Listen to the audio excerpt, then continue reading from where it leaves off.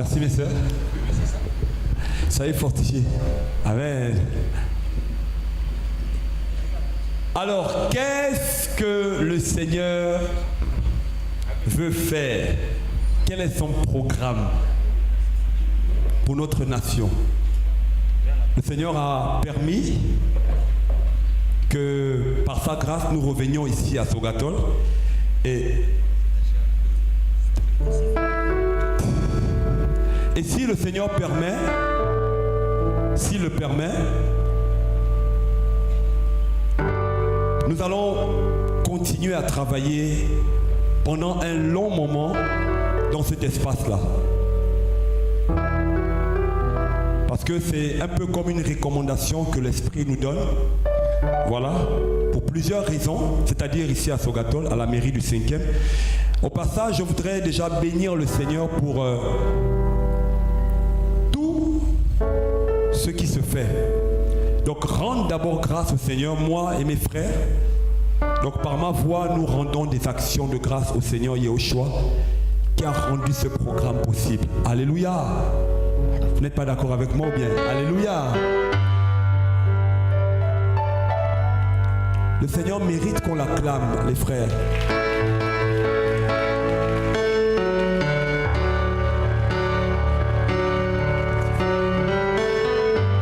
Alors, ce programme en particulier n'a pas été facile. Je réalise que les programmes se succèdent, mais ils ne se ressemblent pas toujours. Les réunions peuvent se succéder, mais elles ne se ressemblent pas toujours. C'est pourquoi nous voulons dans un premier temps rendre des actions de grâce au Seigneur. Parce que quand vous voyez de tels programmes, il y a beaucoup de réalités derrière que je ne pourrais expliquer forcément ici en détail.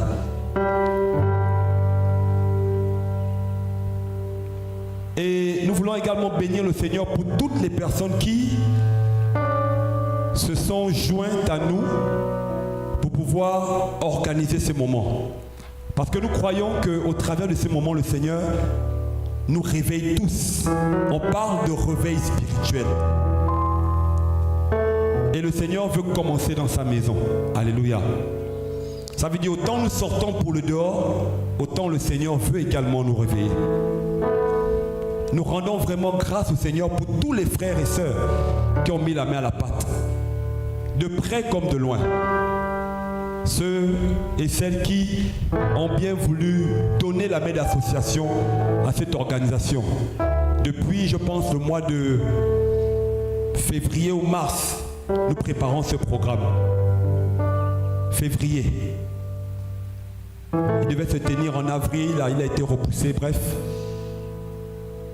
Et nous voulons rendre une action de grâce spéciale au Seigneur pour les autorités de la mairie du 5e arrondissement qui ont bien voulu nous donner l'approbation pour recevoir, pour à nouveau venir en ces lieux. Est-ce qu'on peut acclamer le Seigneur pour eux?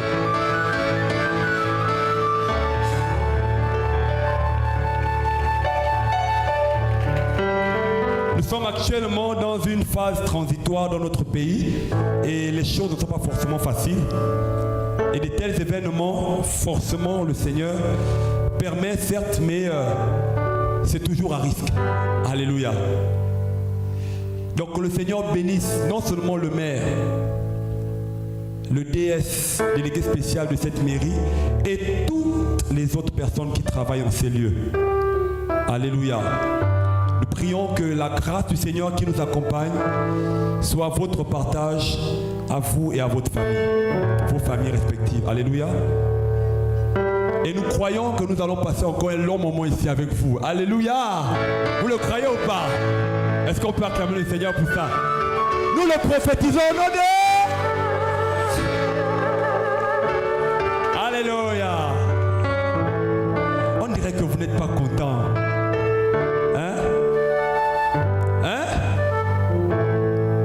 Alléluia.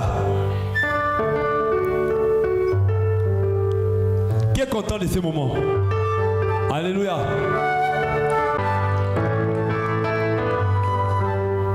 Alléluia. On ne vous a pas oublié, vous qui êtes ici là. Vous êtes aussi content, non? Et ceux là-bas, ils sont aussi contents. Donc on est tous contents ou pas? Alléluia!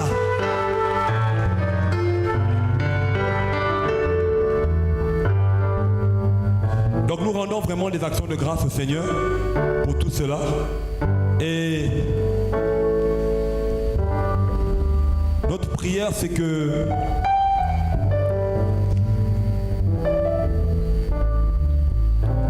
ce que le Seigneur veut faire en ces lieux s'accomplisse parfaitement. Alléluia. Nous sommes à la mairie du 5e arrondissement, mais dans l'esprit, c'est comme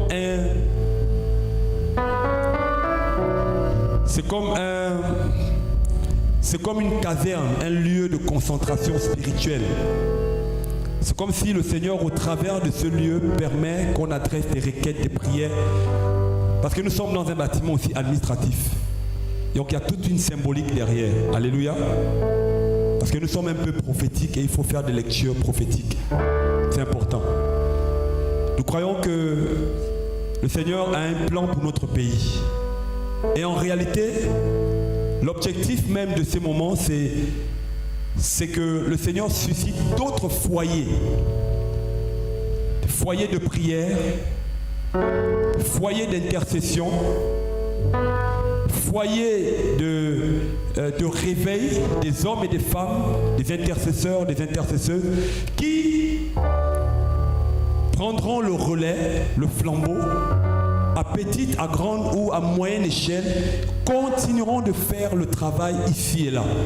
Donc le but derrière, non seulement c'est de nous réveiller nous-mêmes par la parole, mais c'est aussi de réveiller les uns les autres afin que l'œuvre s'étende. Alléluia. Nous pensons beaucoup aux provinces.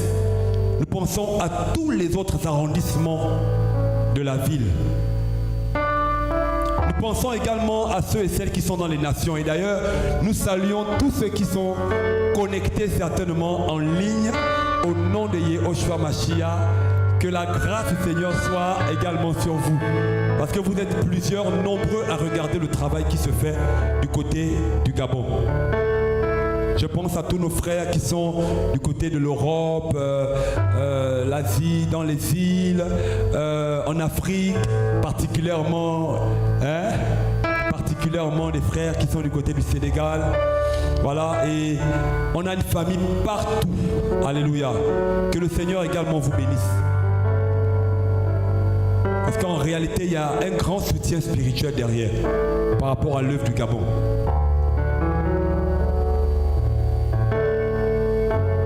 Et le Seigneur ne cesse de nous convaincre, de nous concentrer dans ce type de travail. Et c'est la raison pour laquelle vous voyez de plus en plus de tels événements sont organisés. Nous voulons voir Jésus être élevé. Nous voulons voir le Seigneur élevé au Gabon. Vous également, vous le croyez. Les nations en général et même l'Église, il y a un grand refroidissement spirituel. Et ne nous méprenons pas. Nous également, quand je dis nous, je parle de nos assemblées de façon générale. Nous ne sommes pas à l'abri. En réalité, beaucoup de nos assemblées sont également touchées par ce refroidissement spirituel. Il n'y a qu'à voir la manière dont beaucoup de personnes aujourd'hui servent le Seigneur avec nonchalance. Attendre que les choses se fassent d'elles-mêmes. Non seulement je me dis ça, mais les frères avec qui on travaille, nous avons la même pensée. On ne peut pas s'asseoir et dire, Seigneur, tu as promis au Gabon des choses. Tu nous as promis des grandes choses. Tu as dit que le Gabon est un grand siège, même sur le plan spirituel, par rapport au Seigneur, bien évidemment. À une position stratégique également, par rapport au travail dans la sous-région.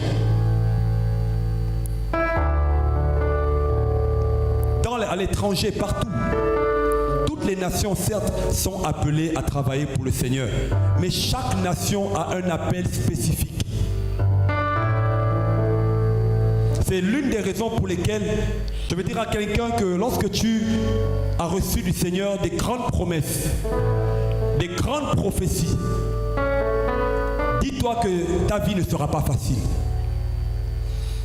Parce que, à part ta chair et les hommes, le diable, le royaume de l'enfer va se liguer avec les esprits de famille, avec les entités ici et là, pour t'empêcher de rentrer dans ta destinée prophétique.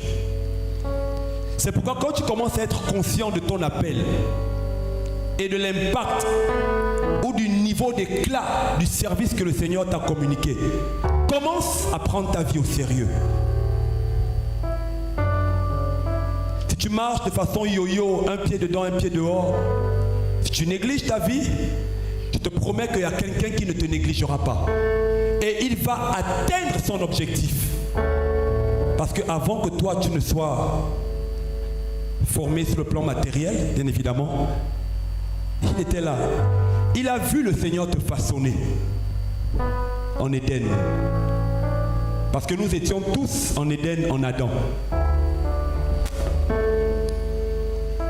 Le diable est plus vieux que le monde.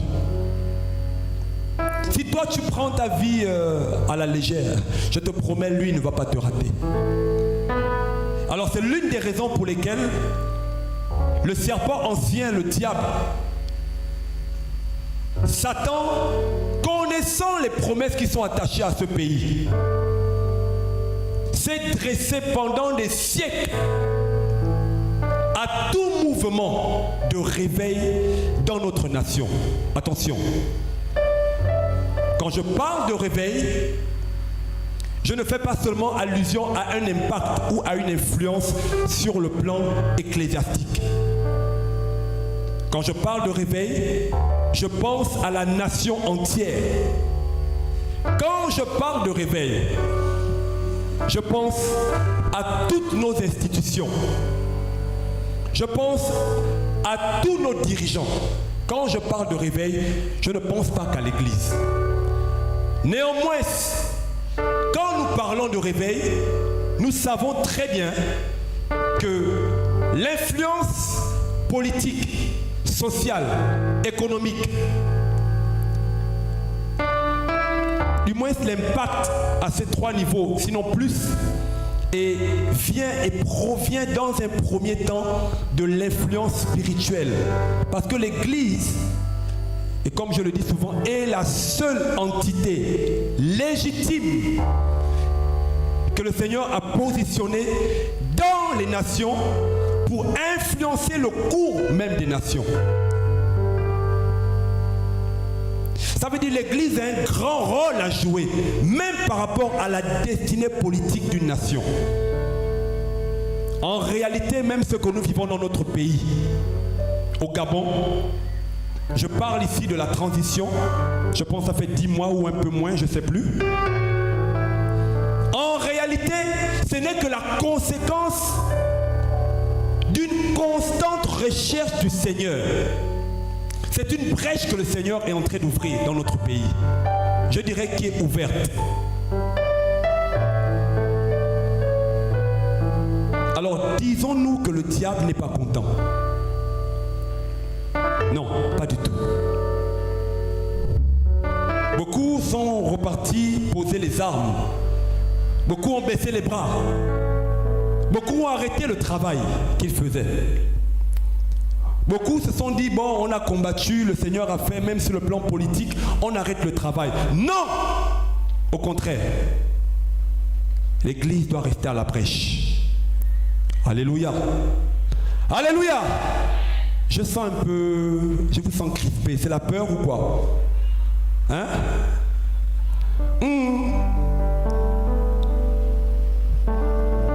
Il y a un esprit de peur ici, là ou quoi? Cet esprit de peur fait partie d'un esprit qui a influencé notre nation pendant des siècles.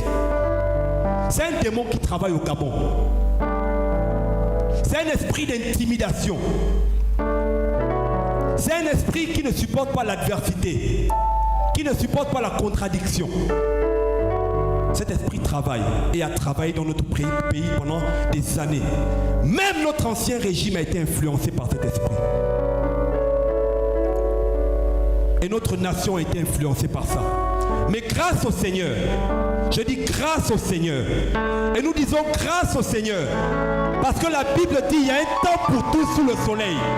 Il y a un temps pour pleurer, mais il y a aussi un temps pour rire. Il y a un temps pour souffrir, mais il y a aussi un temps pour se réjouir. Grâce au Seigneur. Parce que c'est Elohim qui abaisse. C'est aussi lui qui élève. A décidé d'abaisser au Gabon et d'élever une nouvelle génération d'hommes politiques.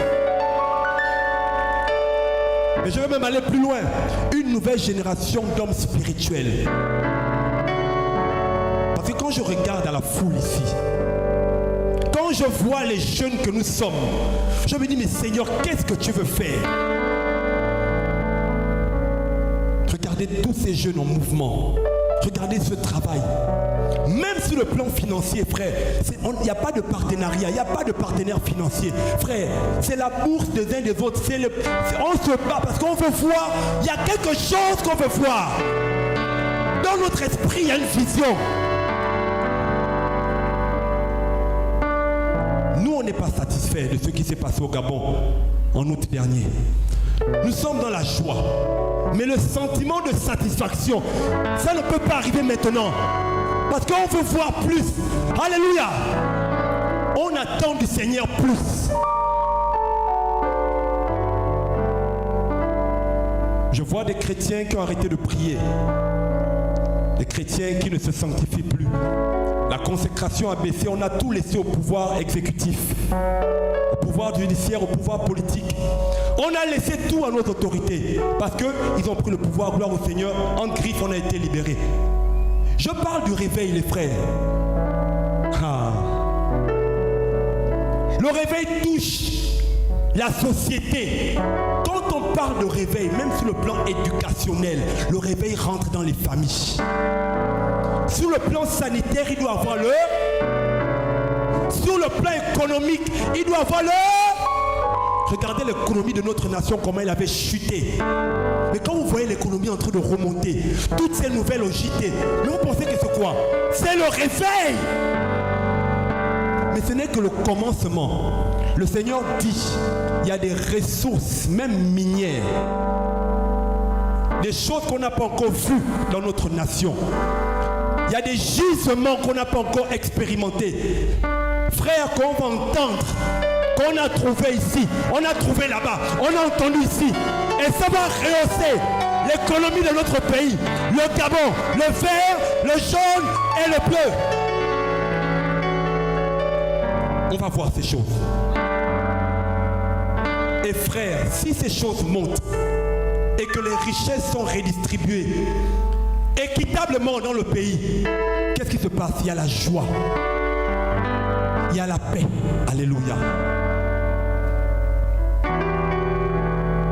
Et l'Église poursuit le chemin.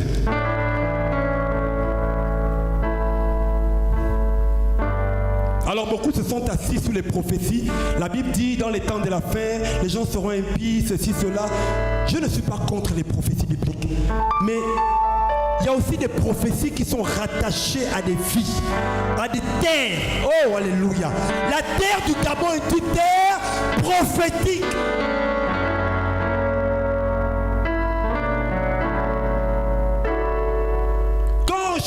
Je prie avec les promesses.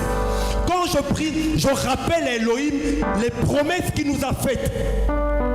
À part ma vie, j'ai des besoins, il n'y a pas de souci. Je parle de la nation.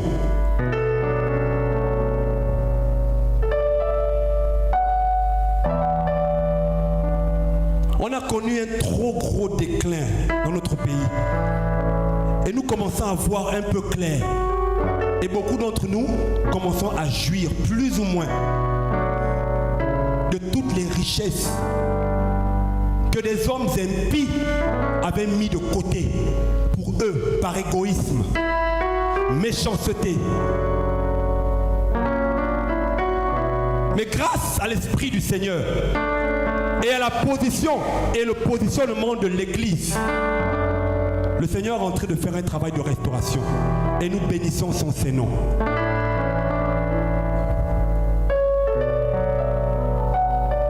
Nous parlons en tant qu'entité spirituelle. Je parle là ce matin en tant qu'entité spirituelle, ministre de culte.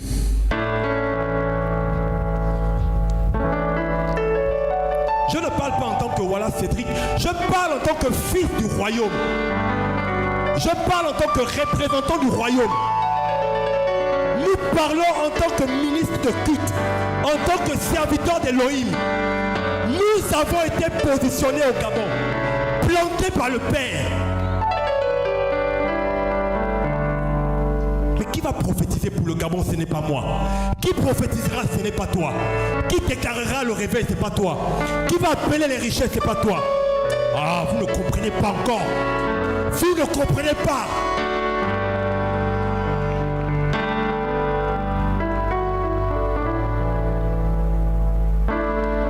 Et c'est ce que le Néhémie a réussi à faire. À fermer les yeux des chrétiens, à les amener à se concentrer sur leur petite vie individuelle. Et ils sont passés à côté. Jérémie chapitre 18.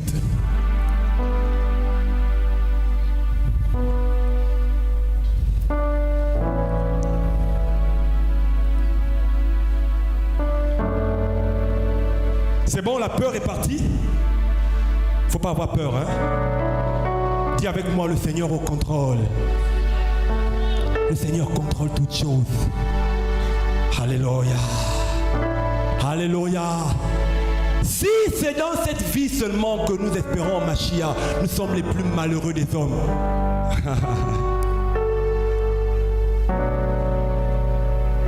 Tu peux lire à partir du verset 1er, pas de souci. La parole qui est apparue à Yirméa de la part de Yahweh disant: Lève-toi et descends dans la maison du potier. Là, je te ferai entendre mes paroles. Je descendis dans la maison du potier, et voici, il faisait son ouvrage sur les roues du potier. Le vase qu'il faisait avec l'argile fut détruit dans la main du potier. Il revint et fit un autre vase, comme il paraissait juste aux yeux du potier de le faire. La parole de Yahweh m'est apparue en disant: Ne suis-je pas capable d'agir envers vous comme ce potier, maison d'Israël? Déclaration de Yahweh. Voici, comme l'argile est dans la main d'un potier, ainsi vous êtes dans ma main, maison d'Israël. Tantôt je parle sur une nation, sur un royaume, pour arracher, pour abattre et pour détruire. Mais cette nation, contre laquelle j'ai parlé, revient-elle de sa méchanceté? Je me répands du mal que j'avais pensé lui faire. Tantôt je parle sur une nation, sur un royaume, pour bâtir et pour planter. Mais si elle fait ce qui est mal à mes yeux et qu'elle n'écoute pas ma voix, je me répands du bien que j'avais dit de lui faire. Maintenant, s'il te plaît, parle aux hommes de Yehuda et aux habitants de Jérusalem en disant: Ainsi parle Yahweh. Ainsi parle Yahweh. Voici, je façonne contre vous un malheur. Un malheur. Et je projette contre vous des projets. Des projets. Revenez, s'il vous plaît. Chaque homme de sa mauvaise voie, rendez bonnes vos voies et vos actions. Alléluia. Mais ils disent... Tu peux t'arrêter là.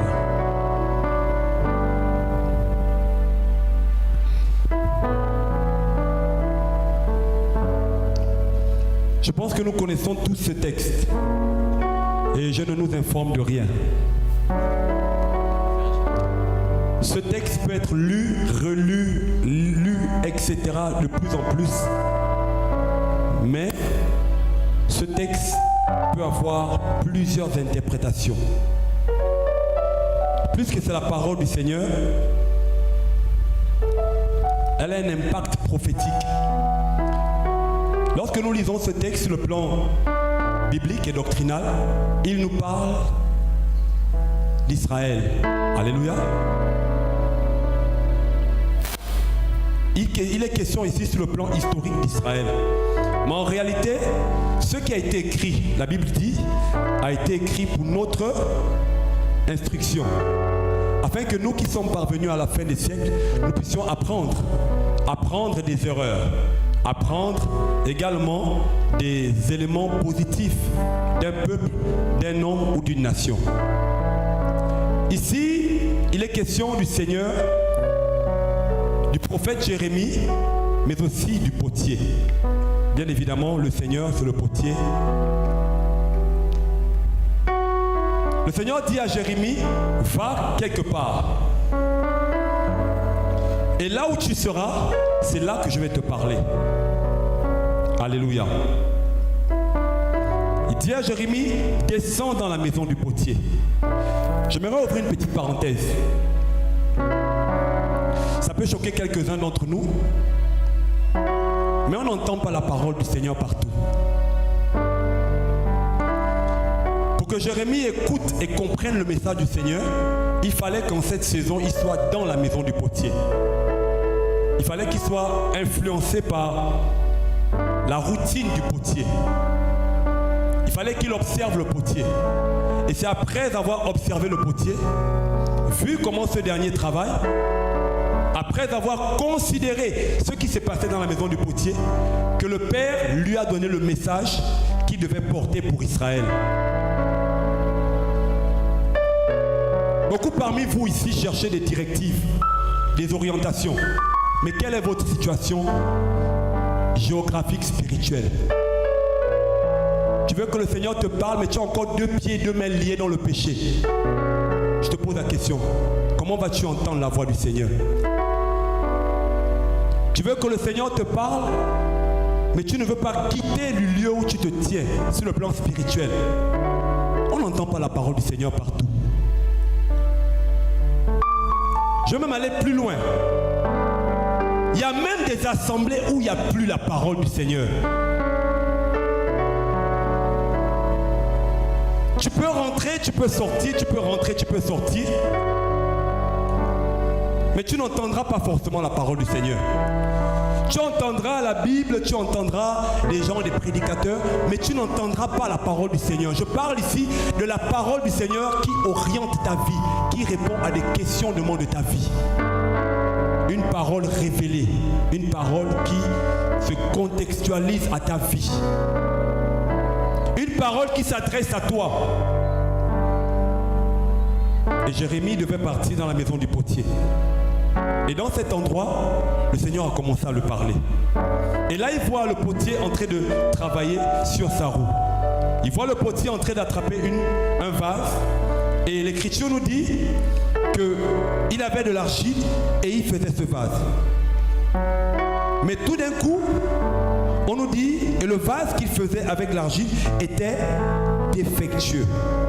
Waouh! Le vase qu'il faisait avec l'argile était défectueux. Dis avec moi, défectueux. Je n'ai pas entendu, dis défectueux.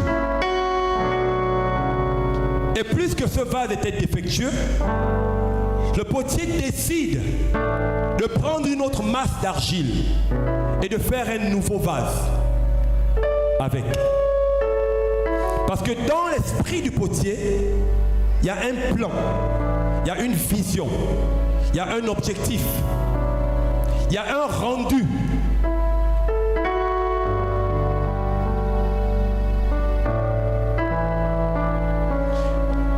Dans l'esprit des vrais visionnaires, ça c'est encore une parenthèse, tout est déjà accompli. Dans l'esprit des vrais leaders, ils ont déjà le schéma de ce que le Seigneur veut qu'ils fassent. Quand même, ils ne voient pas aujourd'hui le plan qui est dans leur esprit. Mais au-dedans d'eux, ils voient déjà l'œuvre du Seigneur accomplie. Est-ce que je parle à quelqu'un ce matin? Est-ce que le Seigneur parle à quelqu'un ce matin?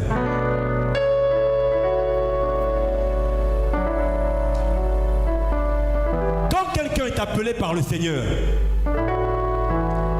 Le Seigneur t'appelle à le suivre, par exemple.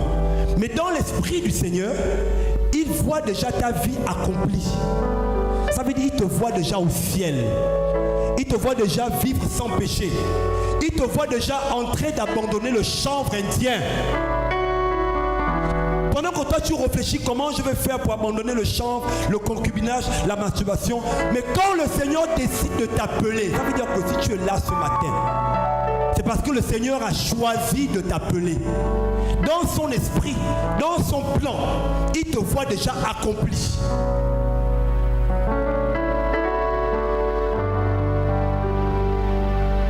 Mais comme beaucoup parmi nous, nous marchons par la vue, par la chair. Quand le temps passe, quand les jours passent, quand les mois passent, qu'est-ce qui se passe? On se décourage et on se retire. Le Seigneur dit, mais s'il ne comprend pas que j'ai un plan pour lui, je n'ai pas encore atteint le but. Est-ce que vous comprenez quelque chose? Et c'est ce qui s'est passé avec le premier vase. Le mot défectueux signifie corruption, corrompu en hébreu. En fait, littéralement, c'est comme si le Seigneur est en train de dire, le premier vase que le Père a pris, quand il a commencé à vouloir travailler, c'est corrompu. Il faut comprendre, c'est un message prophétique dans Jérémie 18. Vous comprenez, non? Le problème ne venait pas du potier. Il faut bien comprendre le message. En fait, qu'est-ce qui se passe? Dans le contexte, le Seigneur parle d'Israël. Il dit, j'ai appelé Israël. Elle m'appartient. J'ai choisi de travailler avec. Mais pendant un moment, dans la marche de ce peuple, ils se sont corrompus. Vous comprenez le message? Ce n'est pas le potier le problème. Le potier est parfait. Attends, dites-moi, quel est cet Elohim, ce Dieu parfait qui peut travailler une œuvre et entre ses mains c'est imparfait? Est-ce que vous comprenez quelque chose? Je ne sais pas si vous êtes là, les frères, aidez-moi. Vous comprenez, non? Le problème, ce n'est pas le potier. Le problème, c'est le vase. Le premier vase s'est corrompu. Il y a une action de volonté. Il y a la volonté derrière. En fait, c'est un message que le Seigneur donne à Jérémie. Et à l'issue de ça, si vous lisez le chapitre, vous verrez qu'il parle de la vie d'Israël. Comment ils se sont corrompus. Alléluia. Et ce n'est qu'après que le Seigneur prend une autre patte et il commence un deuxième travail. Parce que le Seigneur ne s'arrête pas sur les hommes. Le Seigneur ne s'arrête pas sur l'identité. Le Seigneur ne s'arrête pas sur toi. Le Seigneur regarde la postérité, la génération. Il regarde le peuple. Il est l'Élohim de l'alliance. Ça veut dire, dans l'alliance, s'il y a des individus qui se corrompent, le Seigneur, comme il a décidé de travailler dans cette lignée, il va poursuivre son travail. Est-ce que vous êtes avec moi?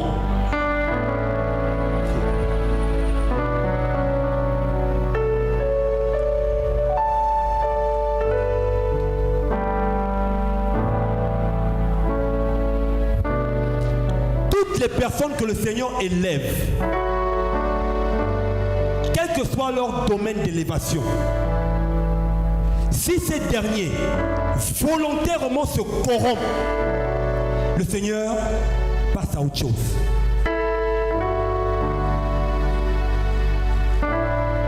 C'est une réalité spirituelle que nous devons comprendre. Alléluia. Alléluia.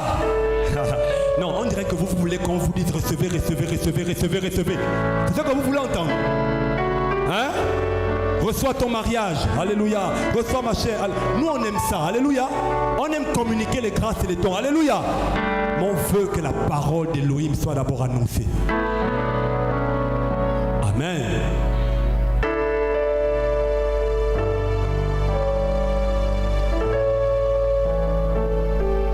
Dans les années 1930, précisément 1934, 35, jusqu'en 1937, où on va Gaston Verneau.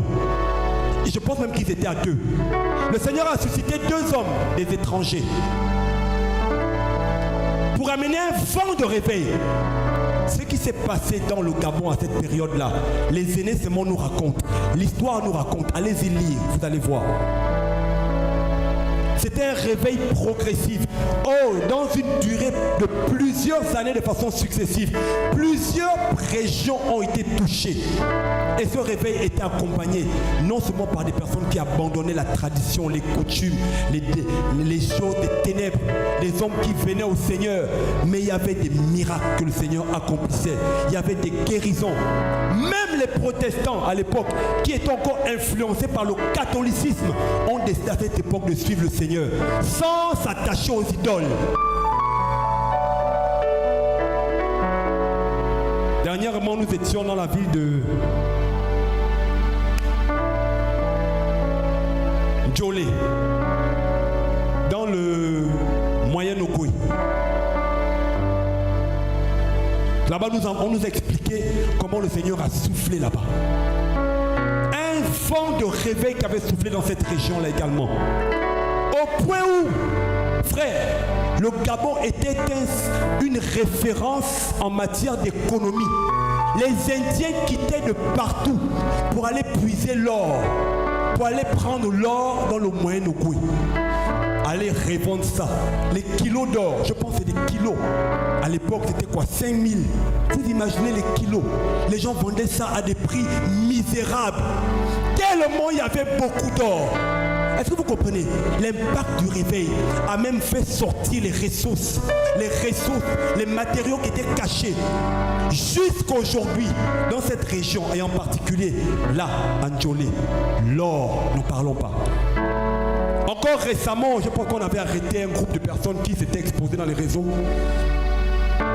avec de l'or partout et jusqu'à mettre ça à la bouche, tout ça là. Mais allez-y aujourd'hui en Djolé, vous allez voir. Bien que les orpailleurs sortent avec beaucoup d'or, mais ils ne font rien avec ça. Ils sont dans l'alcool, ils sont dans la drogue, ils sont dans tout type de vices. Et regardez la ville de Djolé. Regardons la ville de Djolé, c'est compliqué. Il n'y a pratiquement rien. Une ville où les nations quittaient de partout, venaient acheter de l'or, en gros, pour aller revendre. Même le PR à l'époque connaissait ce réseau-là. Et je ferme la parenthèse en même temps rapidement. Je sais qu'on ne va pas dire ici parce que bon, on n'est pas pour parler des familles. Mais je vous dis, il y en a qui se sont servis. Il y en a qui se sont bien servis même. Je ne vous dis pas ce qui se passe aujourd'hui. Je ferme la parenthèse. Voilà l'une des conséquences de ce réveil.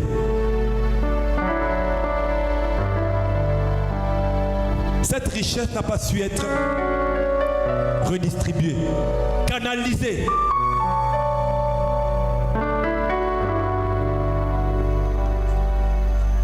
Dans les années 80, je pense 80, début 80 ou je ne sais plus, il y a eu encore un autre vent qui a soufflé par la grâce du Seigneur avec, je pense, le mouvement, cette fois-ci, pentecôtiste, ici au Gabon, avec beaucoup de nos aînés qu'on voit, certains qui sont morts et d'autres qui sont encore là. Mais qu'est-ce qui s'est passé? La même chose. La corruption.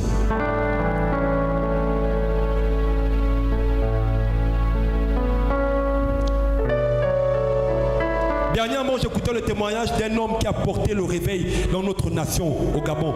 Aujourd'hui, qui n'est plus dans la foi. Moi, j'estime qu'il n'est plus dans la foi dans la mesure où la saine doctrine n'est plus vécue. C'est des gens qui ne sont plus de modèles. C'est des gens qui passent leur temps à lécher les bottes des politiques. Parce qu'ils espèrent avoir de l'argent pour assurer leurs arrières et s'occuper de leur famille. Ils ont perdu la vision du royaume. Mais quand j'écoutais le témoignage de ce monsieur, je n'avais que des larmes aux yeux. Parce qu'ils ont vécu, ils ont expérimenté des choses que beaucoup de notre génération, nous aujourd'hui, moi qui parle, je n'ai jamais vécu. Je n'ai même pas encore expérimenté. Nous sommes en train de chercher. Nous cherchons comme à tâtons. Nous aspirons, mais on n'a pas encore vécu des choses. C'est un tâtonnant que le Seigneur va nous montrer le chemin, que l'éclairage viendra. Alléluia! Voilà pourquoi on choisit de ne pas nous asseoir. Parce que le Seigneur a dit, levez-vous, travaillez. Plus vous allez marcher, plus je vais ouvrir le Jourdain. Alléluia! plus l'arche sera devant avec les sacrificateurs, plus le Jourdain va s'ouvrir. Quand l'arche est devant, il n'y a aucun Jourdain qui peut rester fermé.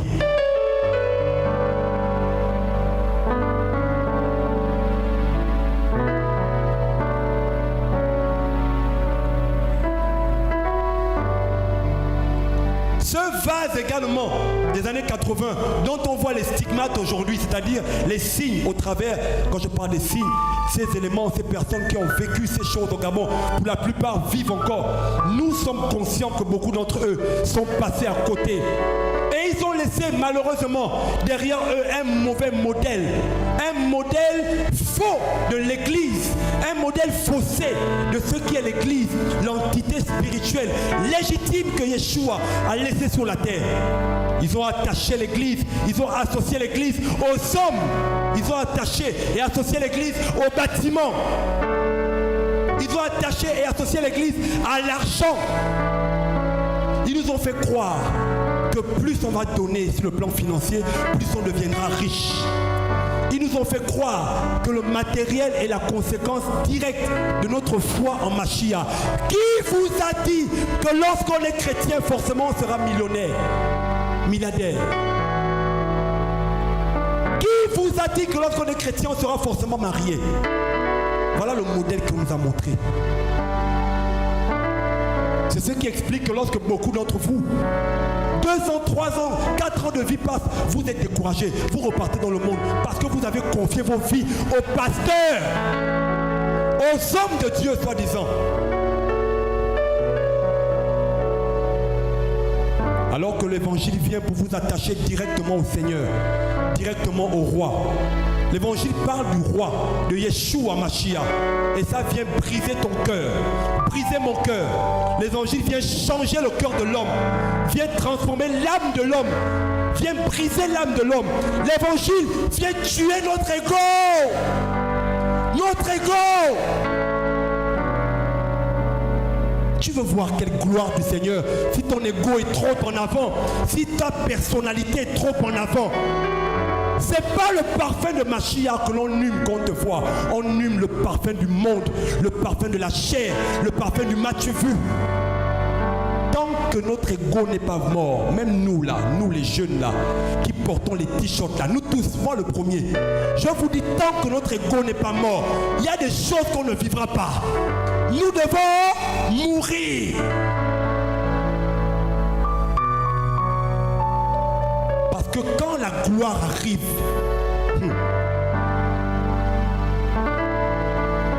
je n'hésite jamais de lire la vie des aînés dans la foi. Je n'hésite jamais de lire l'histoire des hommes et des femmes qui ont porté le réveil dans le monde entier et même au Gabon. Pourquoi? Parce que la Bible dit, il n'y a rien de nouveau sous le soleil. Personne n'est arrivé.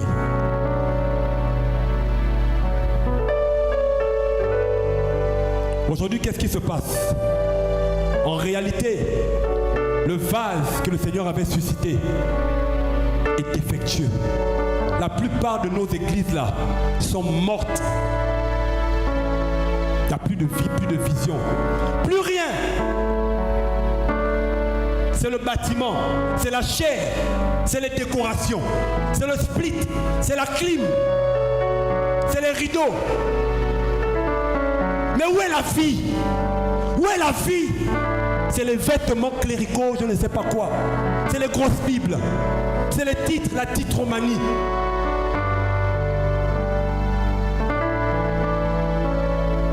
Média, prophétise, j'avance, c'est tout, c'est tout. Où est la vision? Où est l'évangile? Où sont les âmes qui sont changées? Où sont les braqueurs qui sont changés? Où sont les prostituées qui viennent à la vie? Frère, tant que mes yeux n'ont pas vu ça, je vais continuer de travailler. Parce que je lis la Bible, quand je regarde la Bible et je regarde notre christianisme aujourd'hui, je dis même nos assemblées, je ne parle pas du dehors, je dis même nos assemblées, il y a la mort. Même beaucoup d'entre nous là, dirigeants là, il faut que le Seigneur fasse un télécharge, il faut on est notre système d'exploitation est obsolète. corrompus, il y a des virus.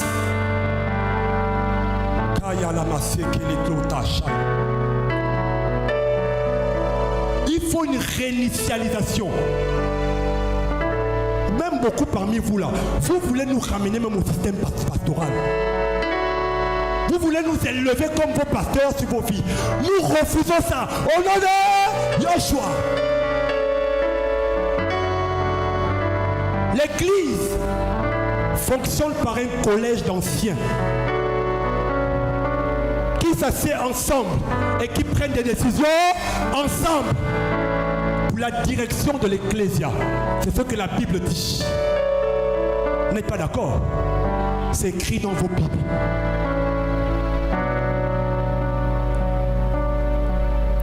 1 Timothée, je pense, dit que les anciens qui dirigent bien. Alléluia. Toujours, quand on parle des anciens dans la Bible, on parle toujours d'eux au pluriel. On ne parle jamais des anciens au singulier, c'est rare. Toutes les églises bibliques étaient dirigées par un collège d'anciens. Même nous qui sommes dans les églises de maison là, faisons attention à la titromanie, à la pastorale. Faisons attention.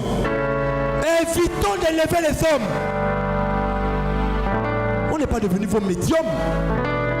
Petit problème, pasteur. Petit problème, Wallace. Petit problème, apôtre. Petit problème, sister. Mais qui appelle le Seigneur? Qui parmi vous appelle encore le Seigneur? Quiconque invoquera le nom du Seigneur sera sauvé. Shaya parapa.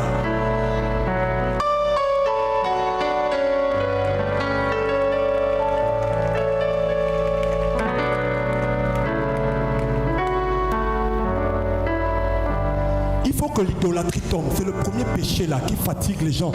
Dans la Bible là, même dans Jérémie 18 là, c'est le premier péché là qui fatigue les gens dans la Bible. C'est l'idolâtrie, les hommes. Le premier phase nous a appris à aimer les hommes, à nous attacher aux hommes. Nous ne sommes pas contre le fait d'honorer les hommes. La Bible dit que les anciens qui dirigent bien soient jugés dignes d'un double honneur. J'aimerais dire à quelqu'un ce soir, si quelqu'un dirige bien, je précise, dirige bien, pas seulement les anciens. La Bible précise qui dirige bien. La Bible ne dit pas qui dirige, mais qui dirige bien, soit jugé digne.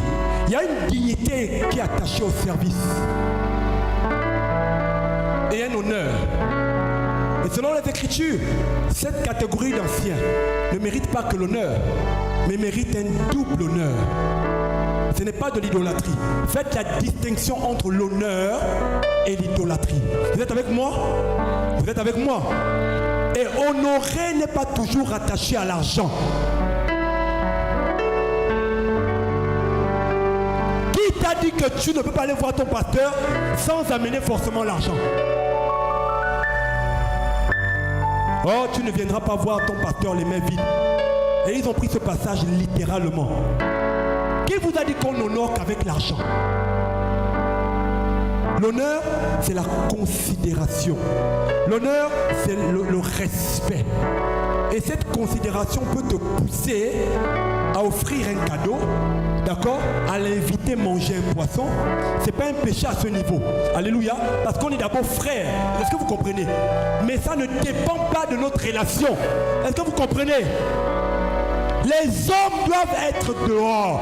C'est Jésus qui doit être au centre. C'est l'une des choses qui a tué le réveil. Avant de prendre la parole publiquement comme ça, tous les frères qui passent ici là, je vais vous dire la vérité, et même les sœurs qui chantent, nos os tremblent. Même souvent si vous nous regardez bien, vous allez nous sentir en train de trembler. Pourquoi? Parce que ici là, c'est la mort. C'est ma vie que je joue ici en jeu. Est-ce que vous comprenez quelque chose? Est-ce que vous comprenez quelque chose?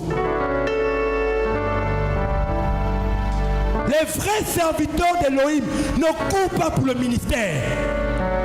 Le ministère les poursuit. Tant que tu n'es pas rentré dans le ventre d'un poisson, tu ne peux pas prétendre que tu veux servir le Seigneur. Tous les serviteurs de Dieu rentrent dans le poisson de Jonas. Shaya Kayama. Les vrais serviteurs d'Élohim rentrent dans le poisson de Jonas, la baleine là. Parce que les vrais serviteurs fuient l'appel. Les vrais serviteurs tremblent. Seigneur, aide notre génération.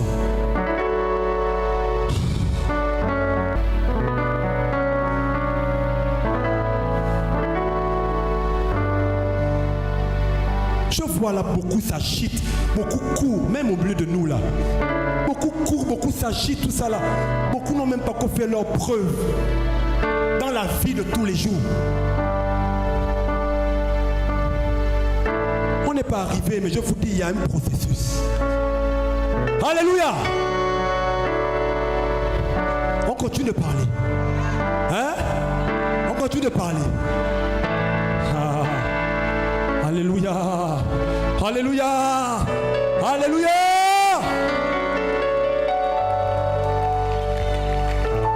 La gloire que nous voulons vivre là, ça a un prix. Ce monsieur dont je parlais, un jour a été pris en guet-apens. Embuscade. On a voulu le tuer. Il y avait le bidon d'essence, les allumettes et une grande foule de plus de 50 personnes dans un coin avec son équipe. Ce jour-là, il a seulement dit, Seigneur, je me souviens que tu as délivré David du lion. Tu as délivré Daniel de la fosse au lion. Tu as. Il est resté tranquille. Tous ceux qui étaient venus pour le tuer, quelque chose s'est passé. Ils ont commencé à se bagarrer entre eux. Ils se sont frappés tous. Lui et son équipe sont restés là. Jusqu'à ceux qui sont partis. Ça, c'est pas les miracles. Je vous dis, il y avait le bidon d'essence. Pourquoi? Parce qu'à cette époque, leurs prières, leurs actions dérangeaient. Au Gabon ici, hein. D'autres même pour les attraper, souvent quand on voulait les attraper, on n'arrivait pas parce qu'on avait l'impression qu'ils étaient en feu. Est-ce que vous comprenez? Ils ont vécu des choses extraordinaires. Quand je suivais ce témoignage, j'ai des larmes aux yeux parce que plusieurs parmi ces aînés-là sont repartis dans la franc-maçonnerie. Hier, le frère témoignait ici qu'il y a un militaire qui s'est plaint. Il disait que hier, c'était les musulmans qui ont dépouillé le pouvoir avec toute leur bande. Aujourd'hui, même les chrétiens, vous courez là-bas à la présidence. Vous cherchez à sortir avec les mallettes. Ils ne comprennent même pas que les choses sont en train de changer. Aucune vision. Et derrière ces leaders-là, il y a une grande communauté. Mais si un aveugle conduit un aveugle, mais tous partiront dans leur fosse.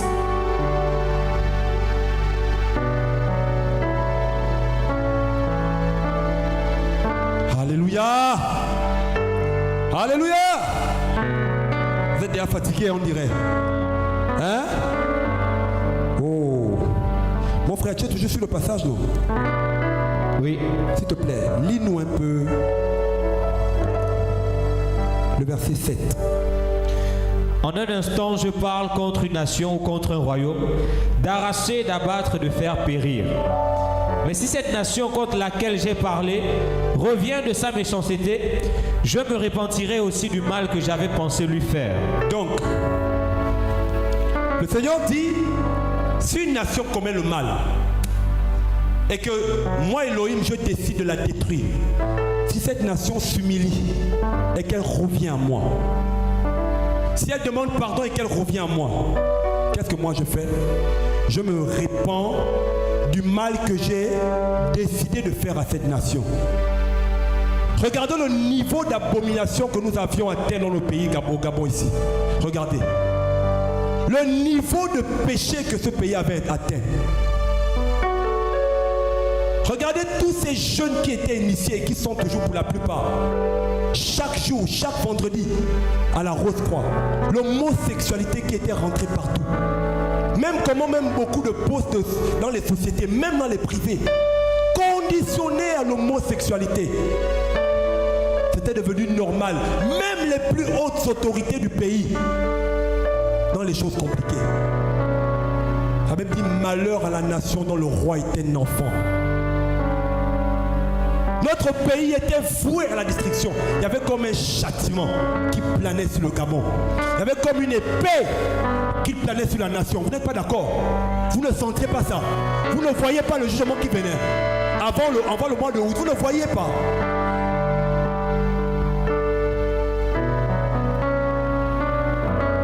Surtout quand c'est dans la saison du Seigneur. Même quand nous voyons, et je pense que c'est encore un peu le cas aujourd'hui, regardez le degré de violence que nos jeunes ont atteint. Aujourd'hui, à l'époque, quand nous les jeunes, à l'époque, avant de se convertir, quand on se battait là, c'était les coups de poing. Hein. On ne ramassait même pas les cailloux. On partait à la pelouse à 17h. Vous vous rappelez, non? Quand quelqu'un te dit on se voit à la pelouse, il est 16h, ton cœur bat. Tu vas sortir par où? La pelouse, c'est la casse, c'est les coups de poing. Pendant 1 minute, on ne vous sépare pas. Après, on vous sépare. Personne ne ramassait les cailloux. Mais aujourd'hui, là, dès qu'il y a une petite brèche de dispute, chacun court à gauche, l'autre court à droite. Ils disent, attends-nous ici. L'autre va prendre la machette, l'autre va prendre la bouteille. Allez! On s'égorge, on se tue. Et c'est qui? C'est les jeunes de 12 ans, 15 ans, 16 ans. C'est les enfants qu'on a dans les maisons là. Violents! Mais qu'est-ce qui se passe? C'est des démons. C'est des esprits qui travaillent dans la nation. C'est des esprits qui ont été relâchés par beaucoup d'entités, par beaucoup d'autorités. Je vous dis la vérité. Beaucoup de nos autorités là ont fait des sacrifices terribles pour maudire le pays. Ce qui fait que notre jeunesse a été comme sacrifiée. Aucune vision. Mais je rends grâce au Seigneur Yehoshua Mashiach. Parce que la Bible dit, je le dis et je le dirai toujours, chaque chose a son temps.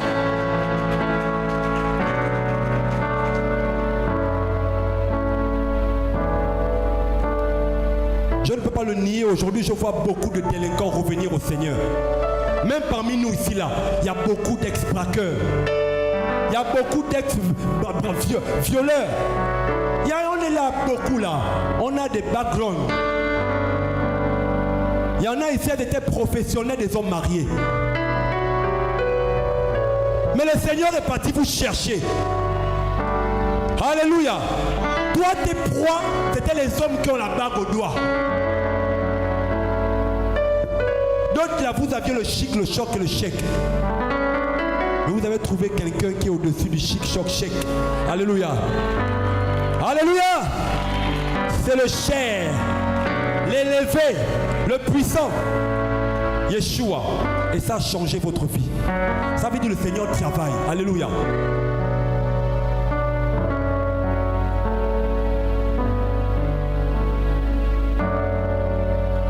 C'est quoi l'objectif de ces programmes? C'est que le Seigneur suscite une nouvelle génération. L'objectif, c'est pas que vous nous voyez toujours nous. Oui, on va travailler. Oui, on va prêcher. Oui, on va sortir. Mais c'est que chacun de nous réalise quelles sont les promesses qui sont attachées à la nation, à ta terre, à ta vie. Et que chacun se lève dans sa saison pour faire le travail du Seigneur.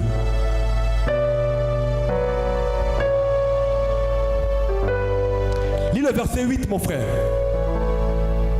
Mais si cette nation contre laquelle j'ai parlé revient de sa méchanceté, je me repentirai aussi du mal que j'avais pensé lui faire. Continue. Et si en un instant je parle d'une nation et d'un royaume, suivez bien. Et si en un instant je parle d'une nation et d'un royaume, pour l'édifier et pour le planter. Pourquoi c'est? Pour l'édifier et pour le planter. Pourquoi c'est? Pour l'édifier et pour le planter. Donc si je parle sur une nation dans l'objectif de l'édifier et de la planter, et que cette nation fasse ce qui est mal à mes yeux. Et que cette nation fasse ce qui est mal à mes yeux. En sorte qu'elle n'écoute pas ma voix. En sorte qu'elle n'écoute pas ma voix. Je me repentirai aussi du bien que j'avais dit que je lui ferais. Je me repentirai du bien que j'avais dit que je lui ferais. Maintenant, s'il te plaît, parle aux hommes de Yehuda et aux habitants de Jérusalem en disant, ainsi parle Yahweh, voici je me projette du mal contre vous et je forme un dessein contre vous. Ok.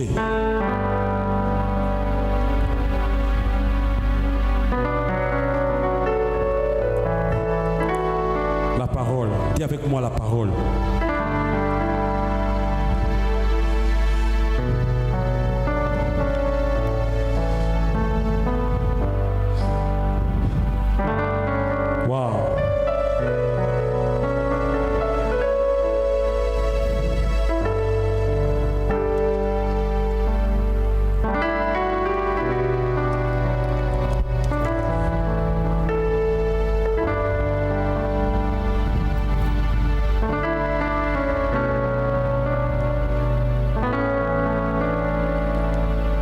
Contrario, si le Seigneur établit une nation pour apporter la justice, comprenez bien ce que je veux dire, pour apporter l'équité, pour restaurer les choses, pour apporter une certaine justice sociale, pour renverser ce qui a été bâti et pour planter sur de nouvelles bases, et que cette nation ne fait pas ce pourquoi elle a été plantée, ce pourquoi elle a été appelée. La Bible dit, le Seigneur va se repentir du fait qu'il a établi cette nation. Ça veut dire quoi? Je parle ici à deux niveaux. J'aimerais qu'on ouvre les oreilles. Le premier niveau, c'est le plan spirituel. Nous qui travaillons et ceux qui estiment être réveillés, le Seigneur nous a établis pour faire un travail spirituel. Non seulement dans la prière, mais pour apporter un certain équilibre dans la nation. Au travers de l'évangélisation, des actions sociales, des œuvres qui sont faites. Le fait de se lever et de travailler pour le Seigneur. Le fait d'éduquer les foules, d'éduquer les masses par l'évangile, redressé par la justice, sans retomber dans les dérives que nos pères ont pratiquées hier. C'est nous que le Seigneur est. Je suis désolé pour vous qui arrivez nouvellement, mais je crois que le Seigneur a un reste au Gabon. Mais il n'y a pas que nous, mais il y a également d'autres foyers, d'hommes et de femmes, que le Seigneur a établis dans ce pays pour travailler, pour apporter la justice, d'hommes d'Élohim, des serviteurs de Dieu, des femmes du Seigneur, qui sont appelés à juger par l'Esprit, à travailler, à prêcher, à encadrer, à annoncer la vérité et l'évangile. Si nous qui avons été positionnés ne faisons pas notre travail, le Seigneur nous mettra de côté. Relis le verset, mon frère. Et si en un instant je parle d'une nation et d'un royaume, suivez bien les frères. Pour l'édifier et pour le planter. Pour l'édifier. Or, l'Église a été positionnée pour l'édification. Continue. Et que cette nation fasse et pour le planter. Non seulement l'édification, mais l'Église a été positionnée pour établir, pour planter, pour stabiliser. Alléluia. L'Église est un instrument de stabilisation. Le Seigneur veut nous utiliser comme des stabilisateurs. Ça veut dire pour stabiliser une nation, le Seigneur passe aussi par l'Église. Il faut comprendre. Alléluia.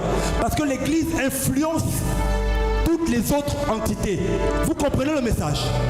Hein? Si cette Église ne fait pas le travail, le Seigneur passe à autre chose. Frères, j'aimerais nous avertir. Nous tous qui travaillons dans les églises de maison, nous tous qui avons reçu le mandat du Seigneur, nous tous qui dirigeons, vieillards comme jeunes, j'aimerais nous avertir, nous ne sommes pas indispensables. Si nous ne sommes pas à notre place, si nous nous amusons avec les âmes du Seigneur, si nous jouons avec la charge et la responsabilité que le Seigneur nous a donnée, j'aimerais nous avertir, le Seigneur va nous disqualifier. En fait, on se disqualifie soi-même. Le de séduction, si nous ne faisons pas le travail du Seigneur. Combien parmi nous sommes allés nous asseoir Alors que c'est un temps où le Seigneur veut qu'on travaille. Mais beaucoup sont assis. Beaucoup s'occupent de leur famille, leurs enfants. Plus d'intérêt pour les choses spirituelles. Combien? Combien? Même vous qui êtes là ce soir, combien?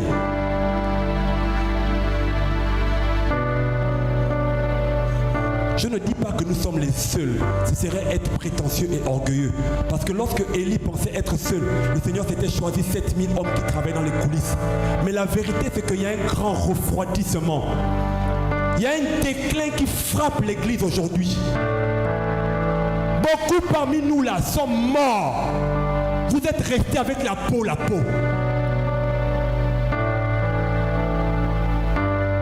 Que ça soit dans cette église, dans cette œuvre ou partout là. Même les pasteurs qui sont ici ce matin, les diacres ou les diaconesses là. Beaucoup là, vous êtes morts. Vous êtes restés avec les titres. Avec les églises, avec vos ministères. Mais Jésus n'est plus au centre. Vous remplissez des cases. Il n'y a plus l'esprit, il n'y a plus de vision. Plus d'objectifs. Beaucoup vous tournez en rond. Vous avez conditionné le Seigneur à votre petite maladie. Mais il se moque de ta maladie. Tu m'excuseras de te dire ça. Ce que Dieu veut, c'est ton cœur. La maladie, c'est quoi devant le Seigneur? Il a payé le prix pour la maladie. Son sang a coulé pour la maladie. Tu veux conditionner ce grand Dieu à ta petite maladie? C'est quoi? Le myome? Le kyste? Et tu menaces le Seigneur de ne plus travailler? Il n'y a pas que les pasteurs, même vous les femmes, même vous les jeunes, même nous les vieillards, même vous les vieillards, même nous les jeunes, même nous les frères, nous tous. Il faut revenir au Seigneur. Sinon le Seigneur passe à autre chose. On va rester avec les noms. Oh, retour à la parole. Oh, la saine doctrine. Oh, machin. Mais il n'y a plus de mort. Il n'y a plus de volonté. Il n'y a plus de sacrifice de soi. Il n'y a plus de consécration. Où est la consécration? Le ministère de raccourci. Il n'y a pas ça dans le écrit. Il n'y a pas ça dans la Bible. Hein? Les ministères d'Achimat. Les Achimates, c'est les hommes qui courent en prenant des raccourcis. Vous voulez arriver au but en prenant des raccourcis. Le Seigneur ouvre une brèche d'épreuves dans vos vies. Vous prenez les raccourcis. Vous allez consulter vos prophètes de Baal pour vous prophétiser le mensonge. Vous êtes fatigué de la saine doctrine. Fatigué de la vérité de l'évangile. Vous êtes répartis à vos vomis. Et même beaucoup de pasteurs dans cette nation, c'est la même chose. Si nous continuons comme ça, le Seigneur passe à autre chose.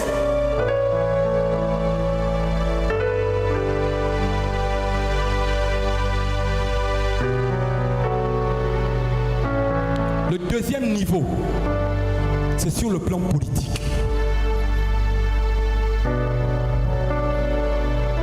Le Seigneur a élevé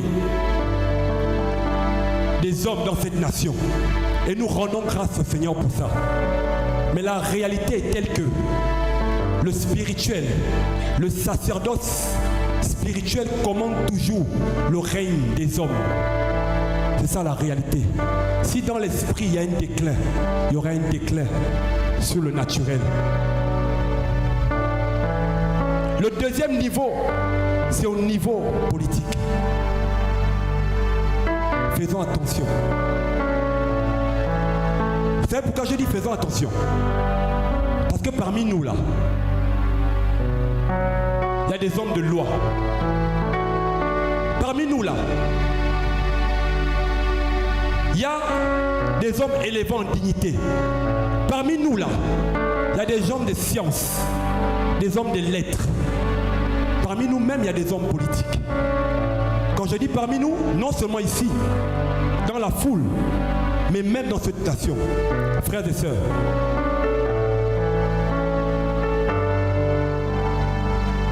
Ça veut dire quoi? Le réveil politique que nous vivons au Gabon est encore fragile. Je ne vais pas rentrer dans les détails. Voilà pourquoi j'ai invité au départ l'église à prier pour les autorités. Ça veut dire que le Seigneur peut passer à autre chose. Le Seigneur peut utiliser un vase, il ne suit pas, le Seigneur brise. Il prend un autre vase, il fait ce qu'il veut. Quand on commence par élever une nation avec le nom de Yahushua, ça doit aller jusqu'au bout.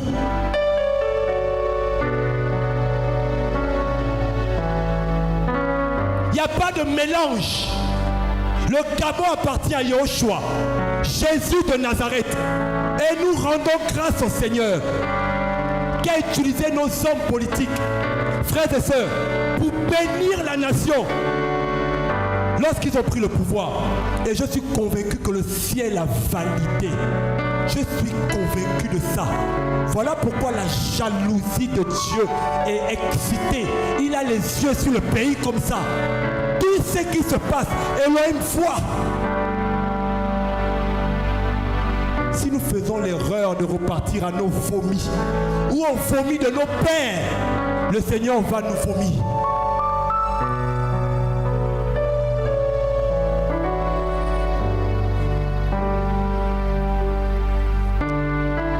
Je vais terminer en lisant un passage.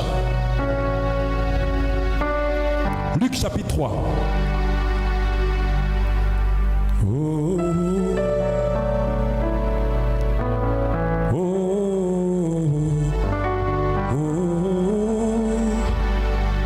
Vous savez, nous sommes serviteurs d'Elohim. Je sais que ce n'est pas facile, prêcher l'évangile. Mais nous n'avons pas de puissance contre la vérité, je suis désolé. Le Seigneur nous demande de parler, pour avertir, pour interpeller. Nous ne sommes pas là pour condamner qui que ce soit, encore moins vous. Et nous ne sommes pas meilleurs, parce que beaucoup d'entre nous sommes tous responsables. Oh. Luc 3.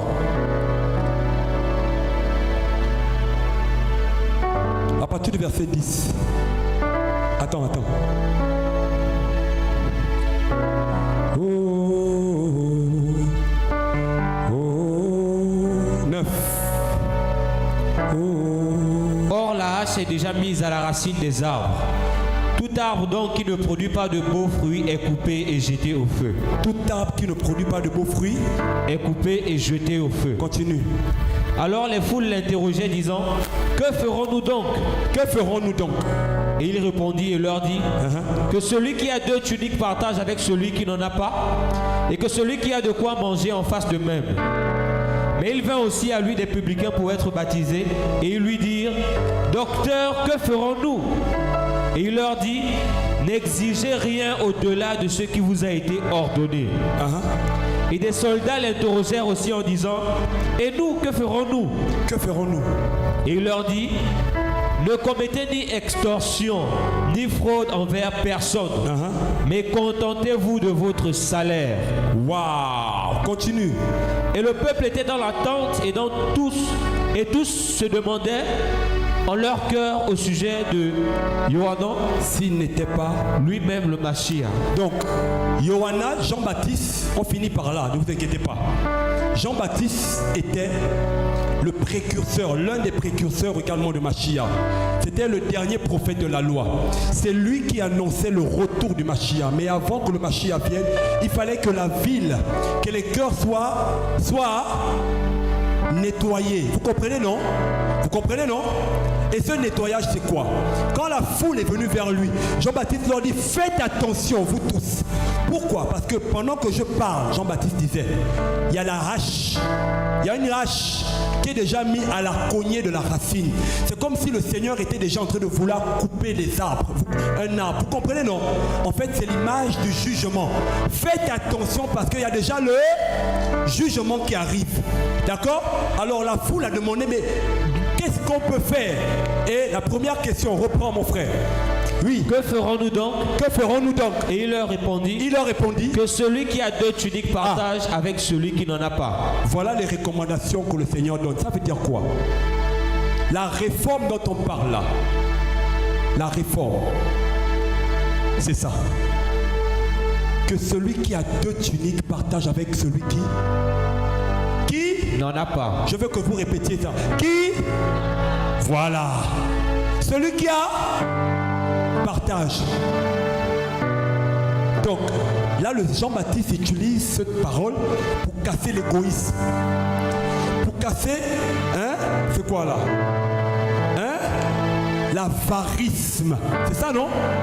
Hein? C'est ça, non? Donc, à l'époque, là, chacun vivait pour... Voilà l'église véritable.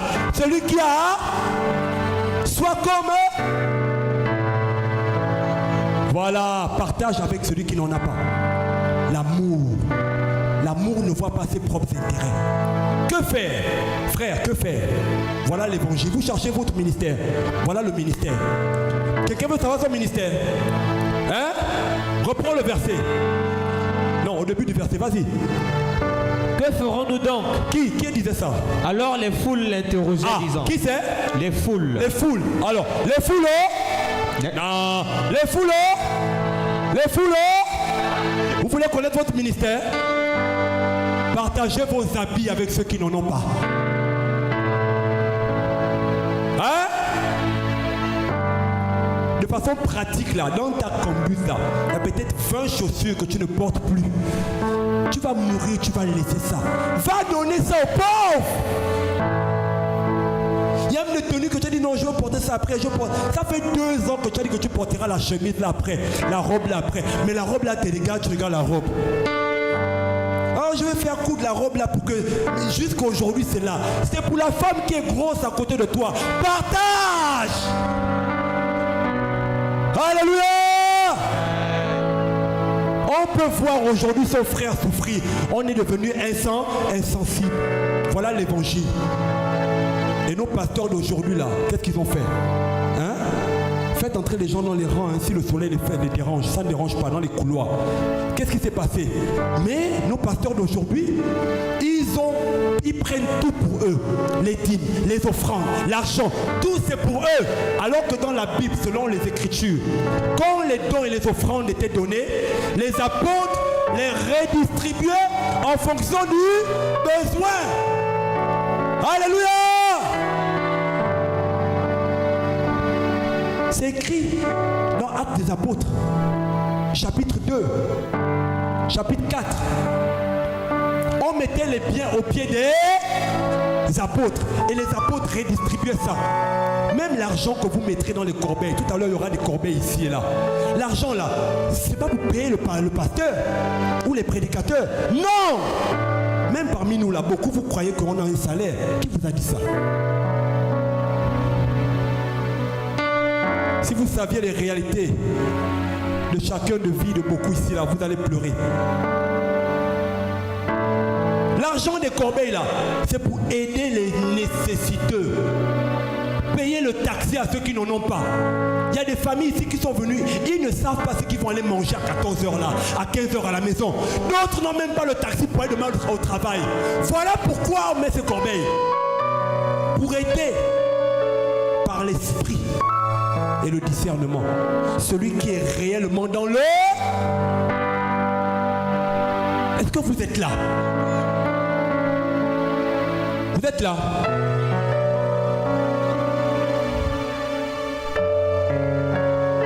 Voilà l'évangile, les frères. Jésus a mené les disciples dans le désert. 3 jours, il leur a prêché l'évangile. Le 3e jour, il a multiplié le pain et le poisson. Il a nourri la foule. Que celui qui en a donne à ceux qui n'ont pas. Où est l'amour? Ça a disparu.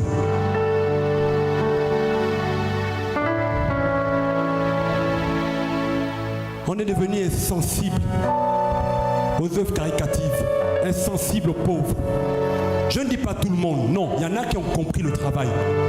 Je parle des personnes qui se sont refroidies au point de passer à côté de leur appel. La Bible déclare que c'est plus une joie à donner qu'à recevoir. Et d'ailleurs, celui qui donne aux pauvres prête à Elohim. Ah, vous ne connaissez pas les principes. Il y a au moins 3 types de banques. Il y a le fait de donner aux pauvres. Hein? Bon, on ne va pas rentrer dans ça. Vous là, vous pensez qu'il y a que la banque physique là. il y a d'autres types de banques dans le royaume, mais bon, on ne va pas parler de ça. L'autre verset dit quoi? Et que celui qui a de quoi manger en fasse de même. Mais il vient aussi à lui des publicains pour être baptisés. Il vient aussi qui? Des publicains pour être baptisés. Et il lui dit, docteur, que ferons-nous? Et il leur dit, n'exigez rien au-delà de ce qui vous a été ordonné. Waouh! Ça c'était qui? Les publicains. Les publicains représentent qui aujourd'hui?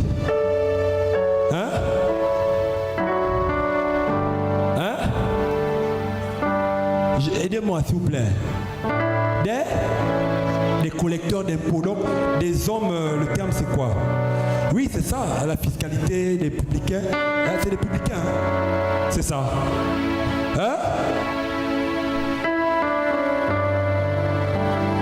Et il leur dit quoi?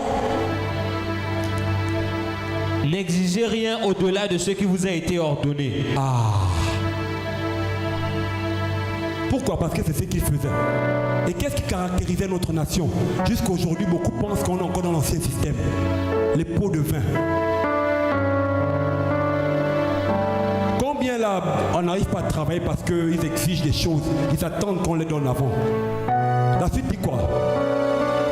Et des soldats l'interrogèrent aussi. Les soldats interrogèrent aussi. En disant... Et il y avait aussi des soldats. Oui.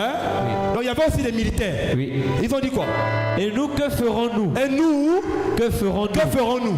Et il leur dit, ne commettez ni extorsion. Donc ne commettez pas le vol.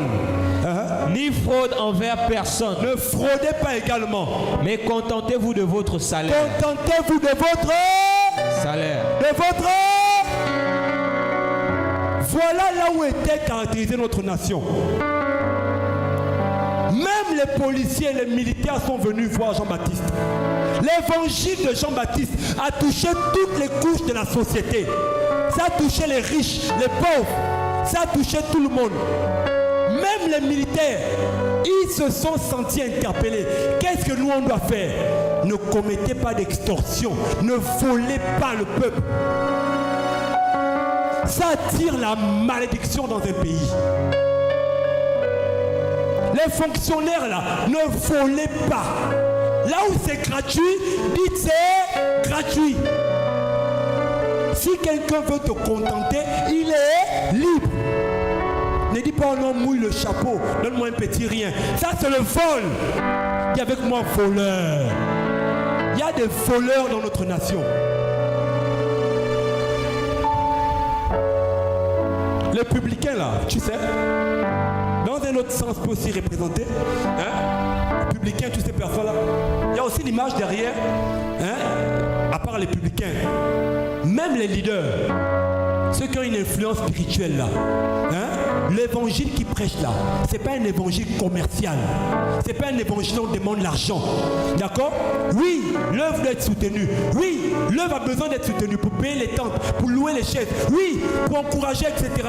Mais l'évangile n'est pas commercialisé. La Bible déclare que vous avez reçu, donnez. On dirait qu'aujourd'hui vous êtes fâchés avec l'évangile. Alléluia.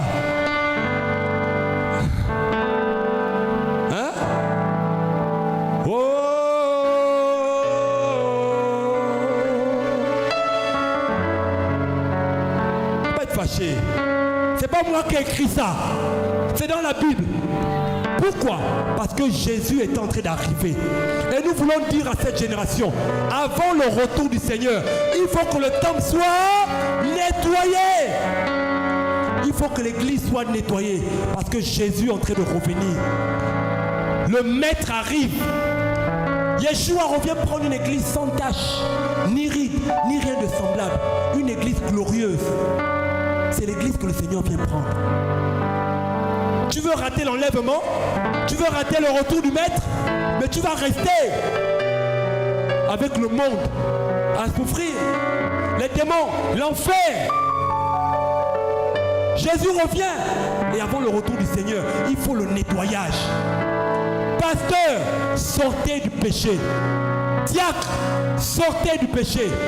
Évangélistes, nous tous, sortons du péché. Dieu, Jésus, Elohim n'aime pas le péché. Le péché nous éloigne du Seigneur. Tu veux servir le Seigneur, sors du concubinage. Tu veux servir le Seigneur, arrête la masturbation. Tu veux servir le Seigneur, commence à honorer tes parents. Respecte les aînés.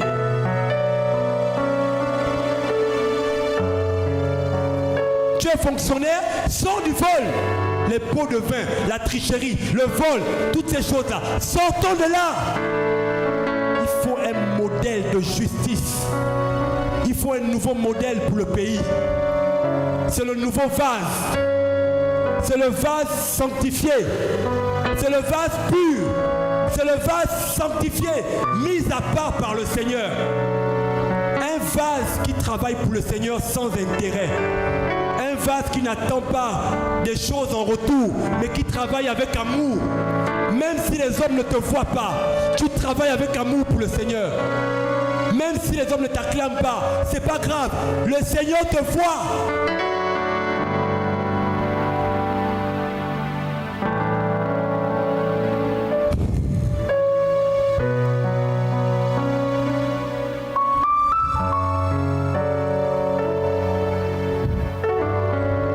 Beaucoup de pasteurs vont aller en enfer. Beaucoup de dirigeants vont aller en enfer. Malheureusement, s'ils ne se répandent pas, à cause de la corruption, de l'orgueil, du match vu. Beaucoup vont passer à côté du Seigneur. Beaucoup vont être surpris quand la trompette va sonner. Beaucoup vont être surpris.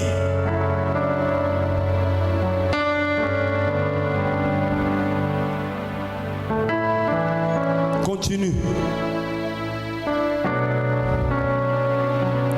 Tu risques d'être surpris. Mais parce que le Seigneur t'aime.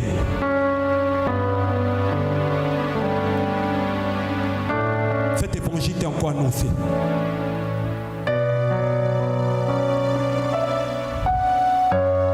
Joue-moi ton amour, s'il te plaît.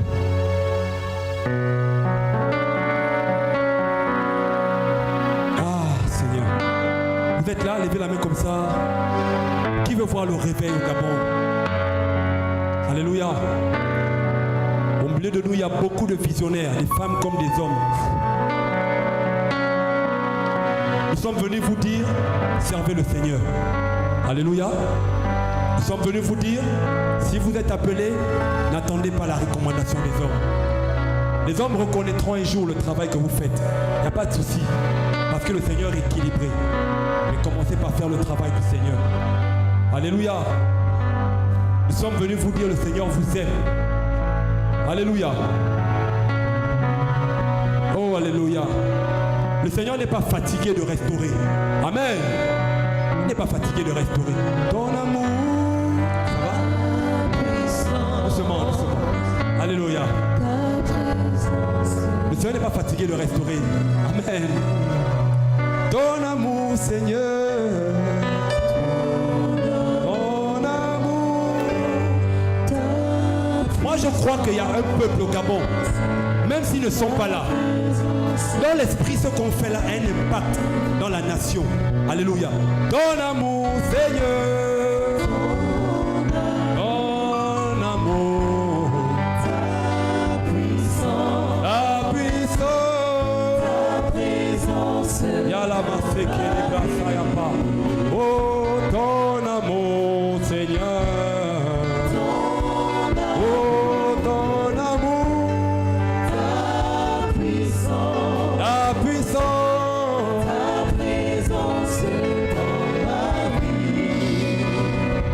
Est-ce qu'on peut prier un instant pour les autorités? Alléluia. J'aimerais qu'on lève la voix. Alléluia, les réunions ne se ressemblent pas, hein? D'accord? Tu peux te lever un petit moment, juste un moment. On va prier debout, d'accord? Je veux qu'on prie pour notre président qui est à la tête de la transition. Il y a beaucoup de pièges qui guettent ce monsieur et l'équipe qui travaille avec lui. Nous allons bénir ce monsieur. Et s'il y avait déjà des pots de bananes que l'ennemi est en train de mettre à côté ou autour d'eux. Au nom de Yeshua, on va annuler ça. D'accord? Vous êtes d'accord avec moi? Nous allons prier pour tous ceux et celles qui ont été envoyés dans les différentes administrations. Alléluia. Les délégués spéciaux. Que le Seigneur leur donne la sagesse et la vigilance de ne pas tomber dans la corruption. De rester équilibré, juste. Alléluia. D'amener la justice et l'ordre. Alléluia. Selon que le Seigneur le veut. Oh, est-ce qu'on peut prier? Ton amour, Seigneur. Seigneur, nous te prions. Au nom de Yeshua. Élève la voix, prie, prie, prie. Nous prions pour le pays. Nous prions pour Monsieur le Président, Seigneur de notre nation. Nous prions pour ceux qui sont élevés en dignité. Nous prions, Seigneur, que tous les pièges, Seigneur, au nom de Yeshua, les pièges de la sorcellerie, la franc-maçonnerie, l'occultisme, Seigneur, ces choses qui sont en train de se faire dans le secret, au nom de Yeshua, chassons ces choses. Chassons les œuvres du diable qui environnent notre chère Cétérie. Chassons les œuvres du diable. Bénissons-les. Ils réussiront. Ils ne joueront pas. Au nom de Yeshua, nous brisons les œuvres du diable. Chassons l'esprit de sorcellerie. Il y a un esprit de sorcellerie qui attaque cette équipe-là. Lèvons-nous contre la sorcellerie. Le Bouti, le Ndjembe, le Djobi, la tradition. Brisons le vent de la tradition. Yandana Sekele Lanta. Rekayama Rebaseki. Bladereko Kayamasa. Ayekera Mase. Kora Baba Baba Babasa. Lendara Basekele Reblochapa. Au nom de Yeshua. Au nom de Yeshua. Au nom de Yeshua. Ils vont réussir la mission. Ils vont réussir la transition. Au nom de Yeshua, les intérêts égoïstes, nous renversons cela au nom de Yeshua. Nous renversons les intérêts égoïstes. Nous bénissons la nation gabonaise. Nous bénissons les autorités. Nous bénissons ceux qui sont élevés en dignité. Nous bénissons ceux qui dirigent le pays. Nous bénissons le pays. Nous bénissons le Gabon. Nous bénissons les militaires. Nous bénissons les politiques.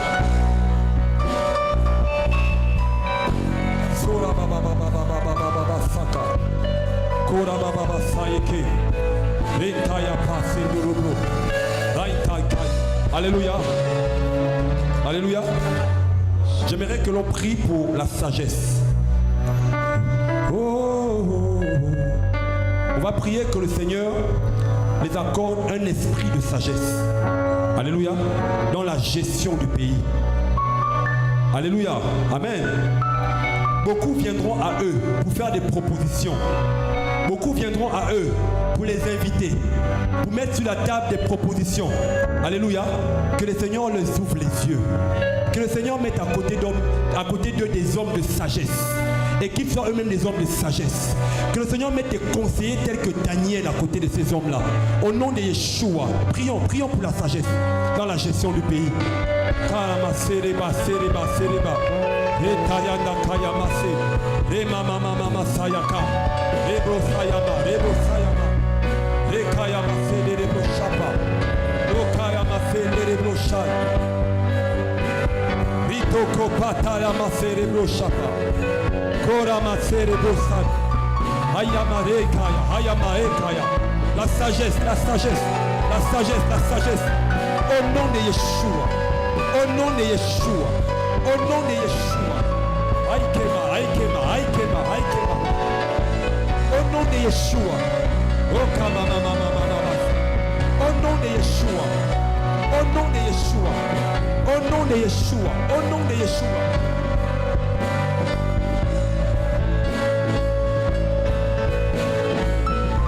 Au nom de Yeshua.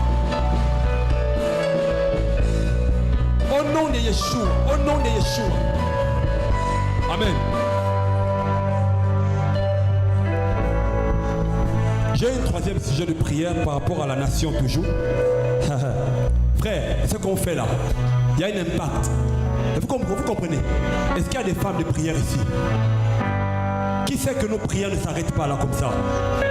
Ça montre dans le royaume des cieux. Amen. Le Seigneur agrée ces moments. Alléluia. Voilà. Il faut qu'on prie, c'est important. On va prier L'objectif du diable, c'est que le vase que le Seigneur a suscité, le mouvement là, ce mouvement, le CTRI, ce vase politique, enfin quand je dis politique, ce vase qui dirige le pays, d'accord, qui est au niveau, la plus haute autorité du pays, échoue. L'objectif du diable, c'est que ce vase se corrompe. Est-ce que vous comprenez? C'est qu'il soit brisé. Nous allons prier qu'il n'y ait aucun mélange. On va prier contre l'esprit du mélange dans les autorités de la transition. Amen. Alléluia. Nous allons chasser l'esprit du mélange. Que ce vase ne se brise pas. Là où le diable va amener le jugement, au niveau de ce vase, nous allons annuler les plans de l'ennemi. Nous refusons que cette transition passe à côté. Alléluia. Proclamons la vie, la bénédiction, la réussite, le succès. Allez, priez au nom de Yeshua. Ton amour, ô Seigneur de gloire.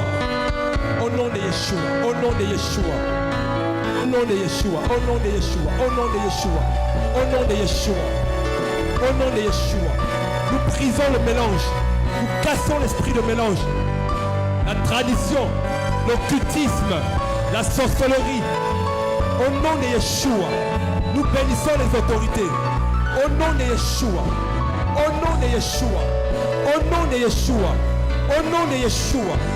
Au nom de Yeshua, au nom de Yeshua, au nom de Yeshua, au nom de Yeshua.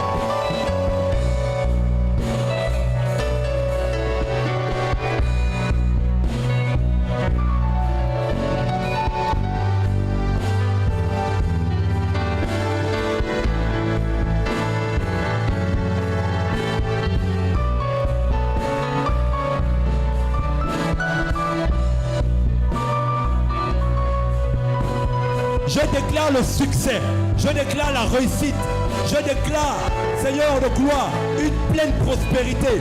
Au nom de Yeshua, nous chassons les oiseaux de mauvais augure, nous chassons les mauvaises compagnies au plus haut de la société.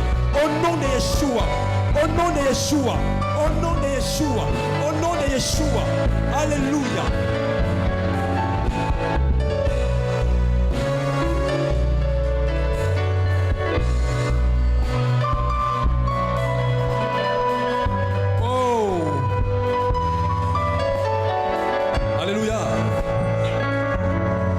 Par un quatrième sujet de prière, après on va s'asseoir un peu. Nous sommes pratiquement à la fin, ne vous inquiétez pas. On va prier pour quelques cas et puis on va se séparer. J'aimerais que l'on prie que l'esprit du réveil touche nos autorités, touche ceux qui sont élevés en dignité. J'aimerais que l'on prie qu'une vraie conversion soit le partage de tous ceux qui travaillent à la présidence. J'aimerais que l'on prie qu'une vraie conversion soit le partage des ministres de la République. J'aimerais que l'on prie que ces hommes et ces femmes entendent l'évangile du royaume. Alléluia. Prions pour cela au nom de Yeshua. Oh!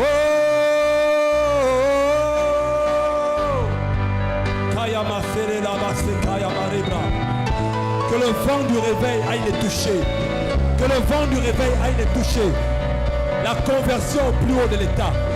La conversion pour les hommes, les militaires, les politiques, la conversion au nom de Yeshua, au nom de Yeshua, au nom de Yeshua, au nom de Yeshua.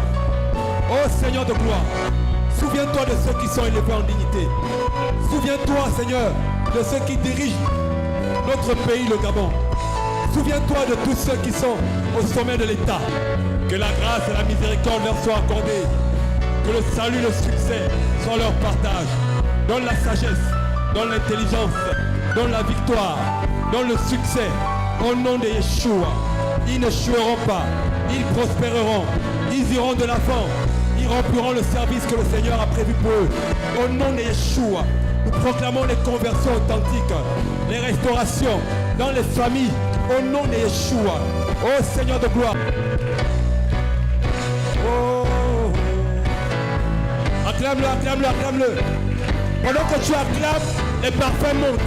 Pendant que tu acclames, le Seigneur acclame. Pendant que tu acclames, le ciel entend. Acclame, acclame, acclame, acclame, acclame. Acclame, acclame, acclame, acclame. Acclame, acclame, acclame, acclame. Acclame, acclame, acclame, acclame. La la réussite, le succès au Gabon. Hey, le réveil.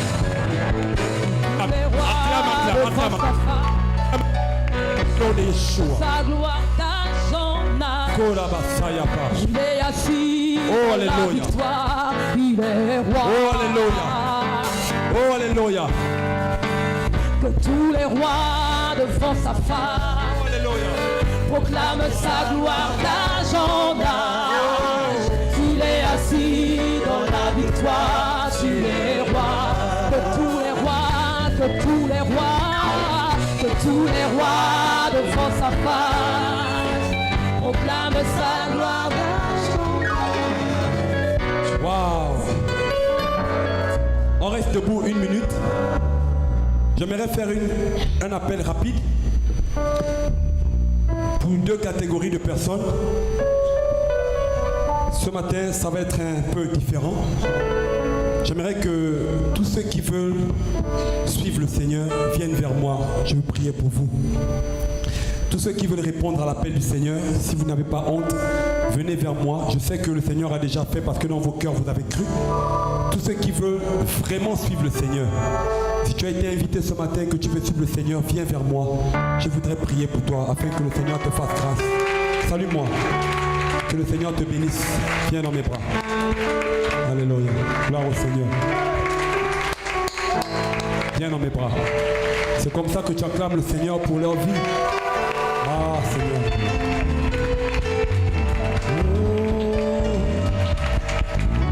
Élevant ton nom. Wow. Viens vers moi pour t'adorer. Car tu es, Tu fais de si grands viens vers moi, miracles, alléluia. l'incomparable.